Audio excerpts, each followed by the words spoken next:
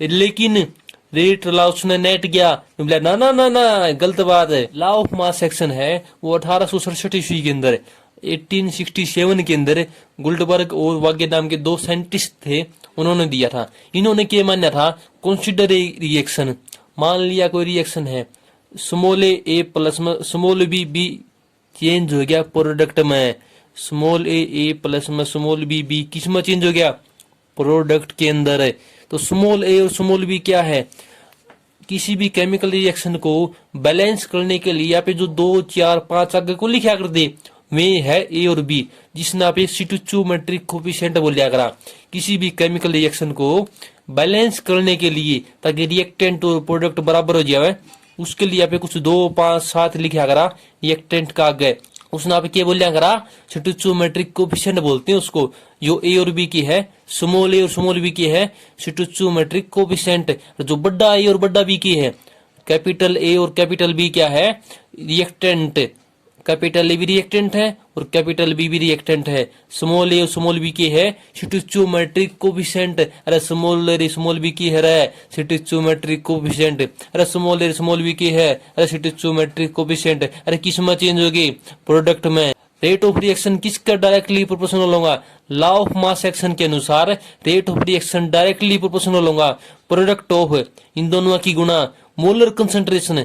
जो निशान है, ये जो ब्रैकेट का निशान है, इसने बोलिया कर मोलर कंसंट्रेशन, क्या बोलिया कर, molar concentration of reactant, product of molar concentration of reactant is raise the power equal to stoichiometric coefficient. कि जो इनकी जो इसकी स्टोइचियोमेट्रिक की है ए, इसकी स्टोइचियोमेट्रिक की है बी, इनकी पावर होगी।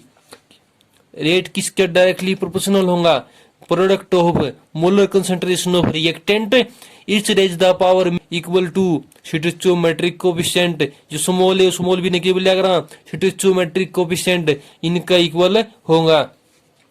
तो इसको प्रोपोर्शनलिटी को निशान के हटाने के लिए क्या करे अपन ने, के लगा दिया।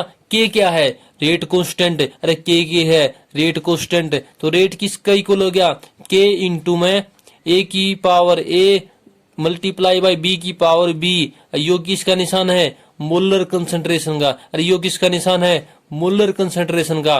तो it state that rate of reaction is directly proportional. अरे is directly proportional to product, अरे इनकी प्रोडक्ट ऑफ मोलर कंसंट्रेशन, अरे इनकी molar concentration of reactant is raise the power equal to stoichiometric coefficient. अरे इनकी सबकी पावर क्या होंगी, स्टोइचियोमेट्रिक कोफिशिएंट होंगी। तो ये था law of mass action.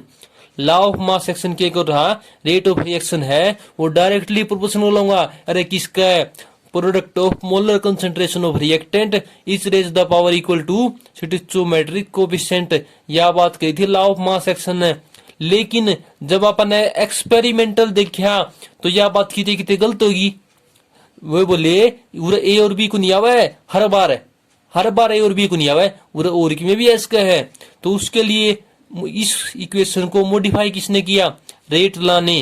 Rate law के क्या है, रेट लॉ बोले भाई उरा ए प्लस बी प्रोडक्ट में चेंज हो गया। यह बात तरी मान ली ठीक से, कोई रिएक्शन ले ली था मैंने, प्रोडक्ट में चेंज होगी, यह बात तरी बिल्कुल ठीक मान ली।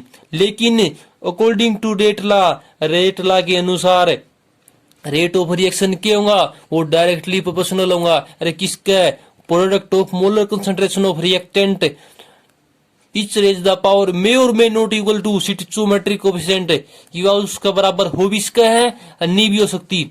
जो ए और बी ले लिया ना, जरूरी को नहीं जो स्मॉल ए और स्मॉल बी है इनका बराबर होंगी, इनका न्यारी भी उसका है लेकिन इनका बराबर भी उसका है, तो हो भी इसका है नहीं भी हो सकती। तो रेट लॉ नुए को है, it state that rate of reaction is directly proportional to the product of molar concentration of reactant is raise the power which may or may not be equal, या इसका बराबर हो भी इसका है नहीं भी हो सकती। ए और बी का पावर बराबर हो भी इसका है और नहीं भी हो सकती।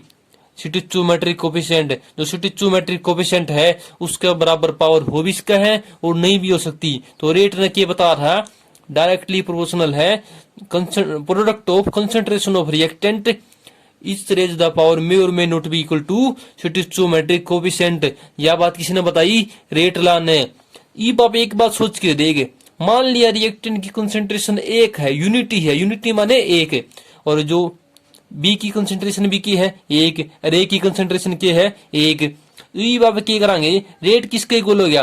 के का है, क्योंकि 1 की पावर कुछ भी हो, अरे 1 की पावर 100, 1 की पावर 1000, 1 की पावर 10,000, वह किसके बराबर होंगी? एक का है।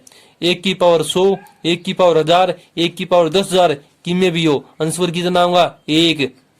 तो रेट किसके इक्वल हो गया? के है, जो भी एक, जो भी एक, क्योंकि यहाँ पर ना ए को के मान्य है यूनिटी, जो रिएक्टेंट की कंसेंट्रेशन के है यूनिटी, यूनिटी माने एक। तो रेट किसके इक्वल हो गया? के है। के क्या है? के तो रेट कांस्टेंट है। के क्या है? Rate constant. दूर तो देखो एक नई बात आएगी, नई बात क्या आएगी? रेट कांस्टेंट की डेफिनेशन आएगी। अरे क्या आ गया? अरे रेट कांस्टेंट की डेफिनेशन आएगी, कुकर आएगी। Rate constant is defined as equal to, अरे इक्वल टू, अरे यही निशान इक्वल का, किसका निशान? इक्वल का, टू रेट ऑफ रिएक्शन। अरे रेट ऑफ रिएक्शन का इक्वल है, किसके इक्वल है? रेट ऑफ रिएक्शन का। अरे रेट ऑफ रिएक्शन का, अरे रेट ऑफ रिएक्शन का। जो रेट कांस्टेंट है किसके इक्वल है? रेट ऑफ रिएक्शन का। कब इक्वल है? वहन जब, वहन जब, अरे वहन जब molar concentration of reactant is unity. जो मोलर कंसेंट्रेशन है, मोलर कंसेंट्रेशन है वाकई यूनिटी, यूनिटी माने एक। जब मोलर कंसेंट्रेशन ऑफ रिएक्टेंट क्या है? 1 है, तो रेट ऑफ कांस्टेंट क्या होगा? रेट कांस्टेंट क्या होगा? रेट ऑफ रिएक्शन का है इक्वल होगा। तो याद थी रेट कांस्टेंट की definition. Law of mass action क्या था? जो रेट ऑफ रिएक्शन है वो डायरेक्टली प्रोपोर्शनल होगा product of molar concentration of reactant each raise the power equal to stoichiometric coefficient. लेकिन रेट लॉ उसने नेट गया, बोला ना ना ना ना गलत बात है, ना ना ना ना गलत बात। जो इसकी पावर इसके बराबर हो भी इसका है, नहीं भी, यह बात बिल्कुल पक्की नहीं है। यह बात कुकर देखी गई थी एक्सपेरिमेंटल रूप से। तो रेट लाने को आएगी, rate of reaction directly proportional होगा product of molar concentration of reactant each raise the power may or may not be equal to stoichiometric coefficient, और उसके बराबर हो भी इसका है, या उसके बराबर नहीं भी हो सकती। जो अल्फा और बीटा ले लिया अपन ने ए और बी के स्थान पर, ए की वैल्यू 1, बी की वैल्यू 1, मोलर कंसेंट्रेशन 1 और बी की मोलर कंसेंट्रेशन यदि आप 1 ले लेंगे तो रेट ऑफ रिएक्शन किसका इक्वल होगा? रेट कांस्टेंट का है। तो रेट कांस्टेंट क्या हो गया? It defined as equal to, अरे rate of reaction when molar concentration of reactant क्या हो? यूनिटी हो। जब molar concentration of reactant unity है तो रेट कांस्टेंट किसका इक्वल होगा? रेट ऑफ रिएक्शन का है।